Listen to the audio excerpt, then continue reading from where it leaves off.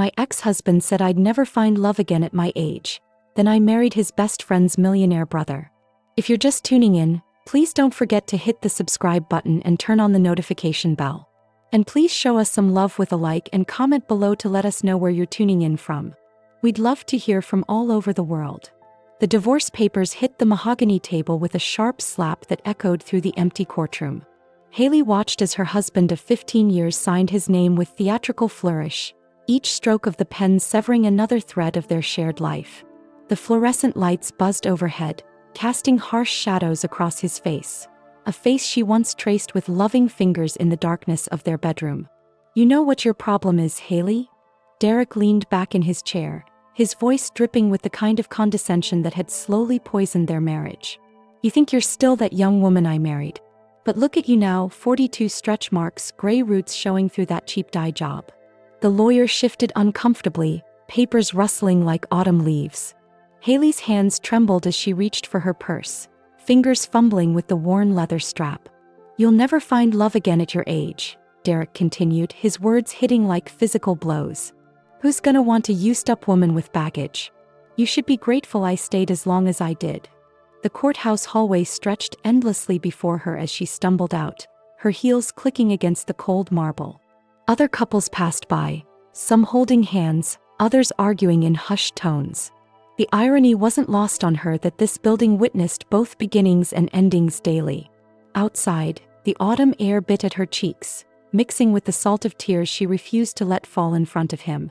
Derek's words echoed in her mind like a curse, settling deep into the wounded spaces of her heart.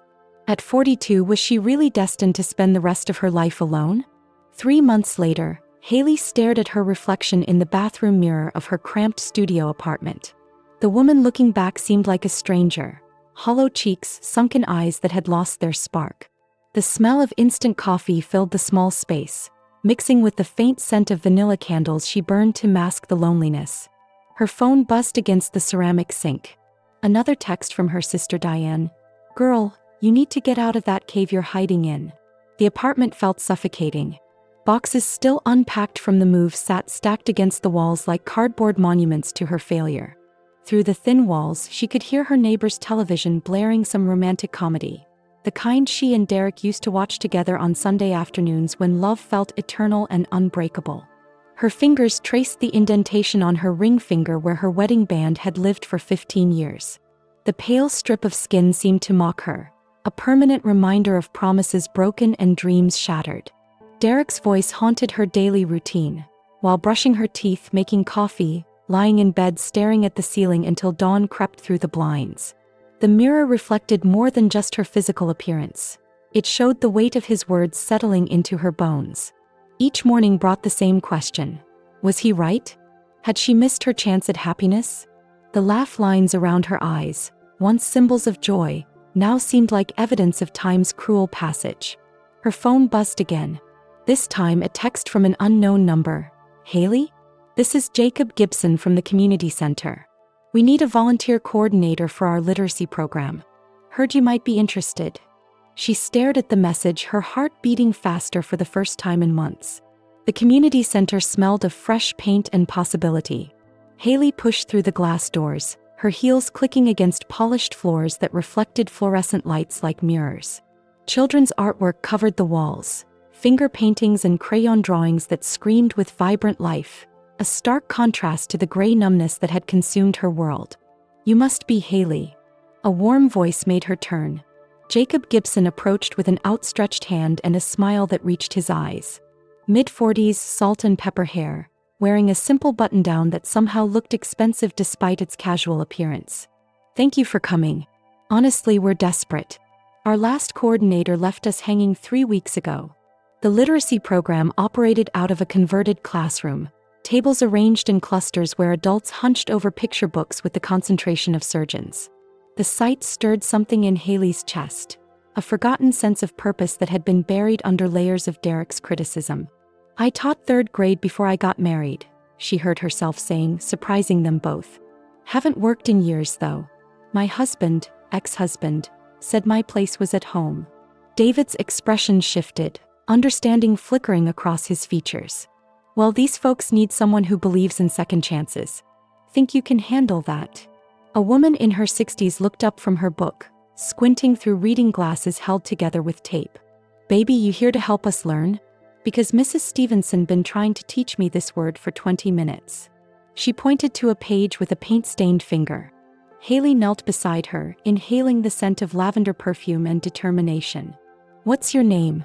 Florence. And this word right here is kicking my behind. Haley smiled, really smiled for the first time in months. Let's figure it out together, Florence. As she sounded out the syllables, she felt something awakening inside her chest. Maybe Derek was wrong about everything. 2 weeks into her volunteer work, Haley was reorganizing the supply closet when she heard voices in the hallway. One familiar, one that made her blood freeze. She pressed her ear to the door, heart hammering against her ribs like a caged bird. Man, this place is a dump. Derek's voice carried clearly through the thin walls. Can't believe you're making me come here for some charity photo op. It's good publicity, Derek. Shows the company cares about community outreach. The second voice was deeper, more measured. Besides, education programs like this make a real difference. Haley's hands shook as she gripped the doorknob. What were the odds? In a city of millions, her ex-husband had wandered into her sanctuary. She pressed her back against the wall, praying he wouldn't notice her name on the volunteer board in the main hallway. Whatever, Damon. Let's just get this over with. I got dinner plans with this fine young thing from the marketing department. 25 and flexible, if you know what I mean. Derek's laughter grated against her nerves like nails on a chalkboard. The footsteps moved closer. Through the crack in the door, she caught a glimpse of Derek, still wearing that same smug expression that had slowly eroded her self-worth. But beside him stood someone she didn't recognize. Tall, well-dressed, with kind eyes that seemed to actually see the people around him instead of looking through them.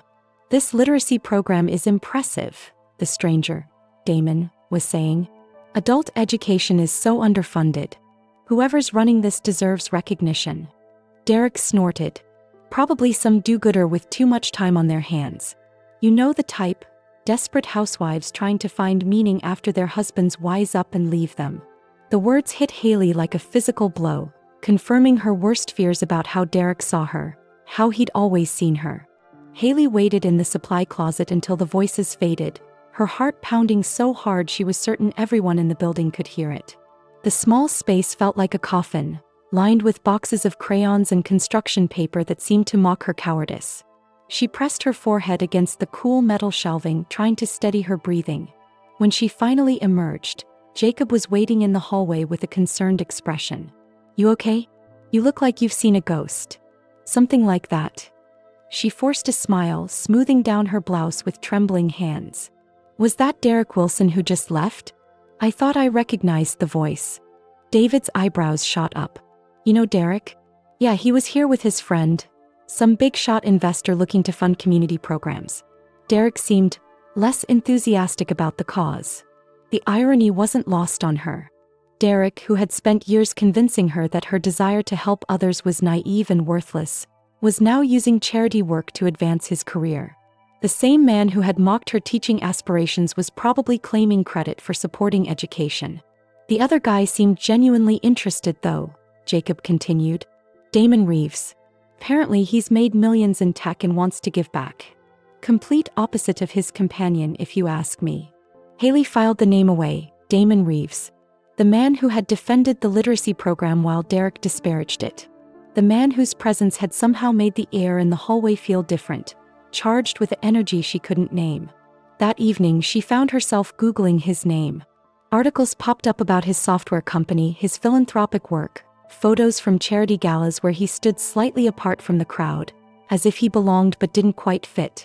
In every picture, those same kind eyes that had noticed the value in what others overlooked. She closed her laptop quickly, feeling foolish. What was she doing? A week later, Damon returned alone. Haley watched through the classroom window as he spoke with Jacob in the hallway, gesturing animatedly as he explained something that made David's face light up. This time she didn't hide. Haley, there's someone I'd like you to meet, Jacob called out, waving her over. Her palms were sweating, but she forced herself to walk steadily across the room. Up close, Damon was even more striking. Not conventionally handsome like Derek, but there was something magnetic about the way he carried himself. Confident without arrogance, successful without needing to prove it. His handshake was firm but brief, respectful of boundaries. "Jacob tells me you're the miracle worker who turned this program around," he said, his voice carrying genuine warmth. "I'm impressed by what you've built here in such a short time." Heat crept up Haley's neck. She wasn't used to compliments that felt real, unattached to hidden agendas or expectations. "I just believe everyone deserves a chance to learn regardless of age. That's a philosophy I can get behind." His smile reached his eyes. "I'd like to discuss funding for expansion. Are you free for coffee sometime this week?" Behind them, Florence looked up from her workbook. "Baby, you better say yes. This man got kind eyes and they don't make many of those anymore."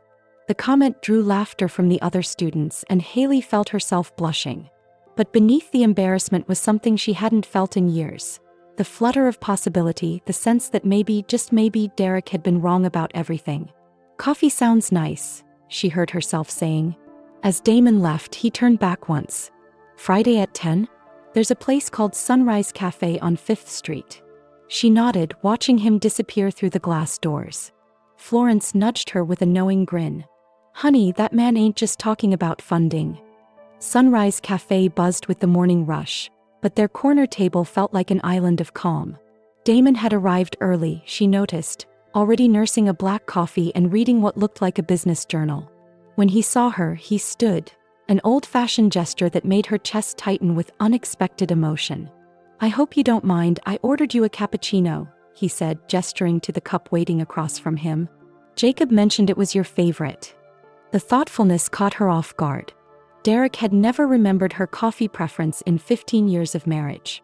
She wrapped her hands around the warm ceramic, using it as armor against the vulnerability of being seen, really seen, by someone new. "So tell me about yourself," Damon said, leaning forward with genuine interest. "What brought you to the literacy program?" The question she'd been dreading.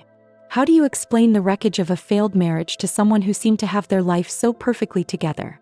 She took a sip of coffee, buying time while her mind raced through sanitized versions of the truth. "I recently went through a divorce," she said finally, testing the words like stepping stones across a rushing river. "I needed something meaningful to fill my time." His expression shifted, not with pity but with understanding. "Divorce is brutal. I went through one myself about 5 years ago. No kids, thankfully, but it still felt like losing half of who I was." The admission hung between them like a bridge. Haley found herself studying his face, looking for signs of the bitterness that had consumed Derek toward the end of their marriage. Instead, she saw only compassion tempered by experience. "Was it amicable?" she asked. Damon laughed, but there was no humor in it. "Hardly. She decided she preferred my best friend. Funny how people you trust can become strangers overnight." The parallel to her own experience sent chills down her arms.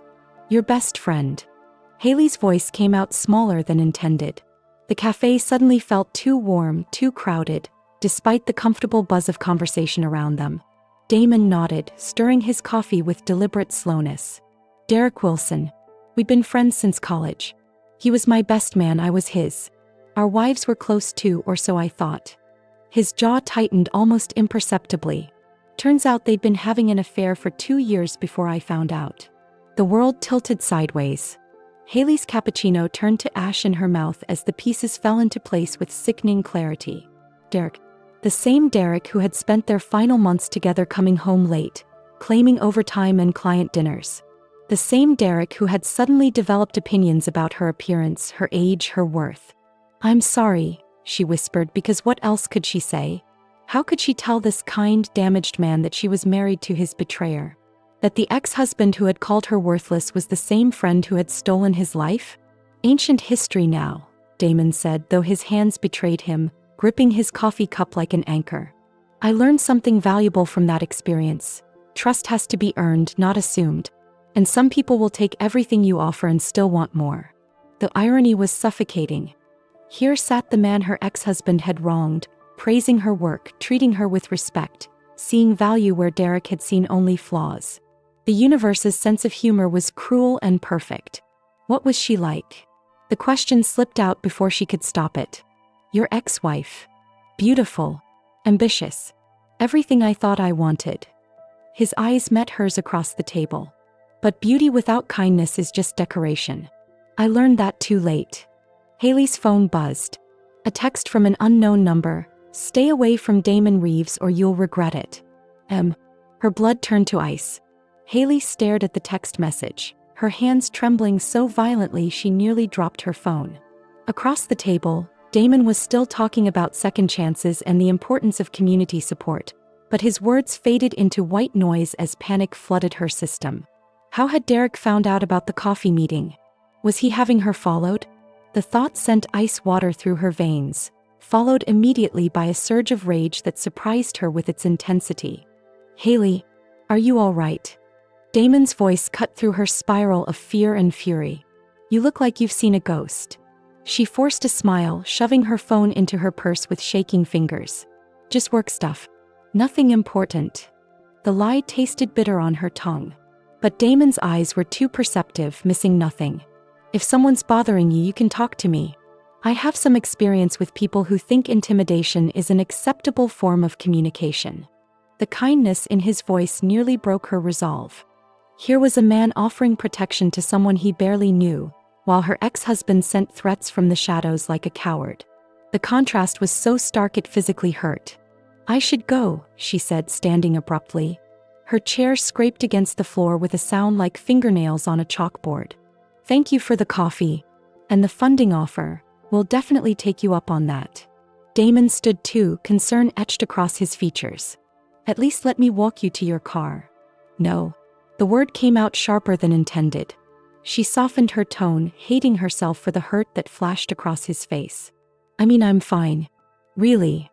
Outside the cafe, autumn air bit at her cheeks as she hurried toward her car. Every shadow seemed to hide Derek's familiar silhouette, every parked vehicle a potential threat. Her hands shook as she fumbled with her keys, Derek's words echoing in her mind, "You'll regret it." But as she drove away, catching Damon's worried expression in her rearview mirror, a different thought crystallized.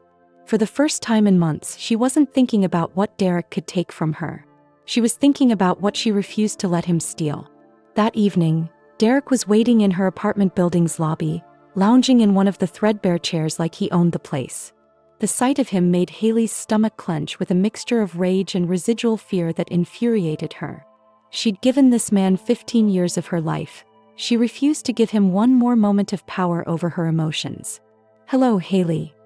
His voice carried that familiar condescending tone that had slowly eroded her self-worth. We need to talk. No, we don't. She headed for the elevator, but he stood, blocking her path. Up close, she could see the calculation in his eyes, the way he measured her reaction like a predator studying prey. I see you've been making new friends, he said, pulling out his phone to show her a photo. Her and Damon at the cafe, heads bent close in conversation. Damon Reeves. Interesting choice. The invasion of privacy hit her like a physical blow. Are you stalking me now? Derek laughed, the sound echoing off the lobby's cheap marble walls. Stalking? Haley, baby, I'm trying to save you from embarrassment. You think a man like Damon would seriously be interested in someone like you? He's worth $40 million. You're a broke, middle-aged divorcee living in a studio apartment. Each word was precisely chosen to wound, delivered with the surgical precision of someone who knew exactly where her insecurities lived. But something had changed during their months apart. The pain was still there, but underneath it burned something new, a white-hot anger that refused to be extinguished. Why do you care who I have coffee with? She asked, stepping closer instead of backing away. You made it clear I was worthless. So why does it matter what I do now? For the first time, uncertainty flickered across Derek's face. He'd expected her to crumble, to retreat into the shell of self-doubt he'd so carefully constructed around her. Instead, she stood her ground, chin raised, eyes blazing with defiance.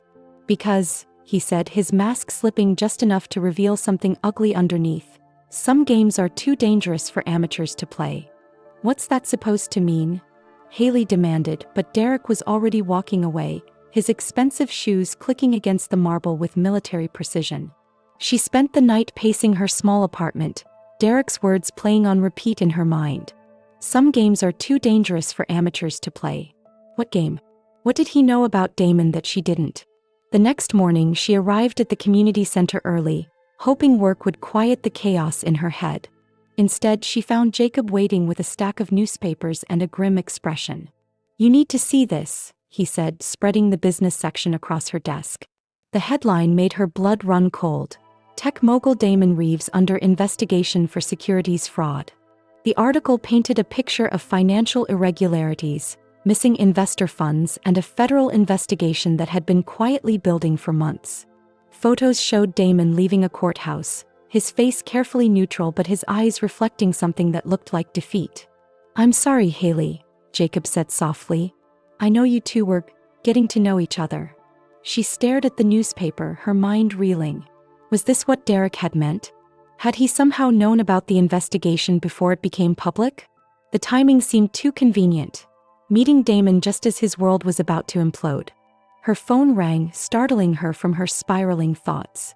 The caller ID showed Damon's name. "Haley, I need to see you." His voice was strained, desperate. "Please. Let me explain before you believe everything you read." Through the community center's window, she could see reporters gathering across the street, cameras and microphones ready to capture someone else's downfall.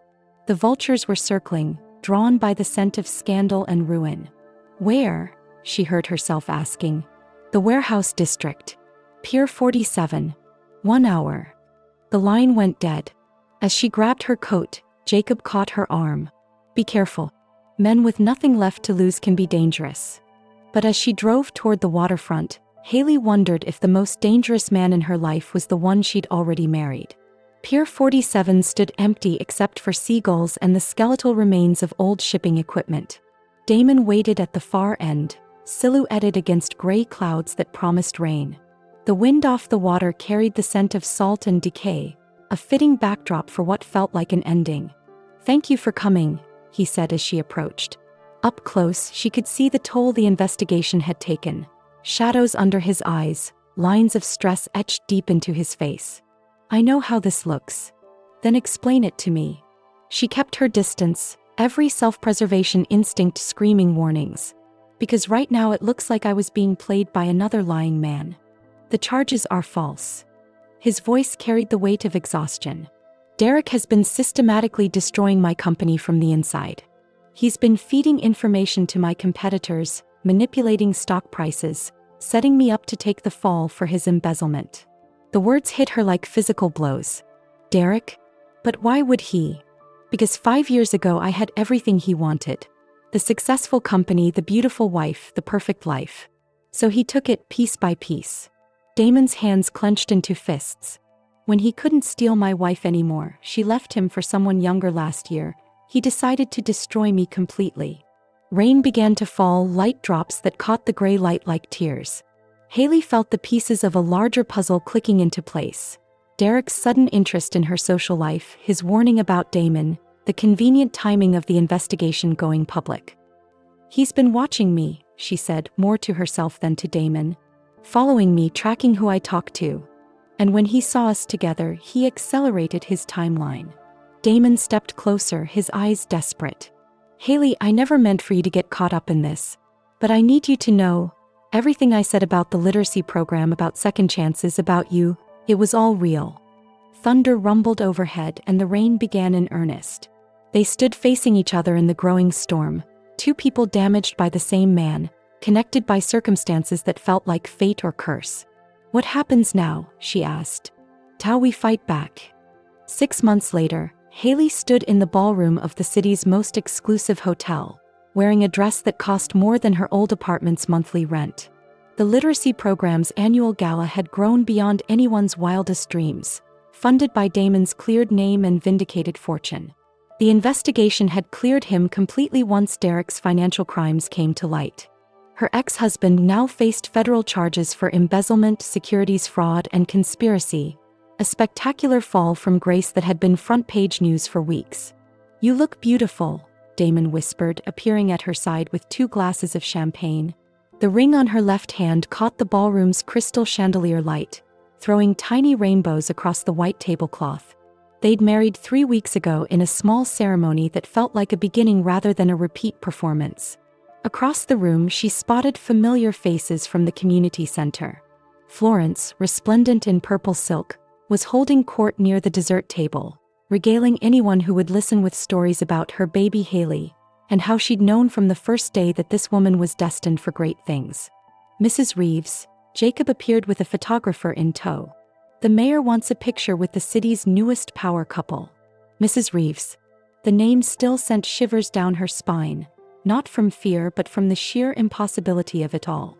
A year ago she'd been convinced her life was over, that Derek's cruel prophecy about her future was written in stone. Any regrets? Damon asked as they posed for photos, his arms strong and steady around her waist. She thought about Derek, probably sitting in a federal holding cell, finally facing consequences for his actions. She thought about the woman she'd been, afraid, diminished, convinced of her own worthlessness, and the woman she'd become through pain, courage, and the unexpected grace of second chances. Only that it took me so long to realize my worth, she said, leaning into the warmth of her husband's embrace. But sometimes the best revenge is a life well lived. The camera flashed, capturing a moment of pure joy, proof that love, real love, can bloom in the most unlikely places, between two broken people who chose healing over bitterness, hope over despair. Outside, snow began to fall, blanketing the city in pristine white. A fresh start, a clean slate, a promise that tomorrow could be better than yesterday ever dared to dream. Thanks for watching. Give us a like if you liked the video and share with us in the comments what you think about this lovely tale. We always enjoy reading your comments.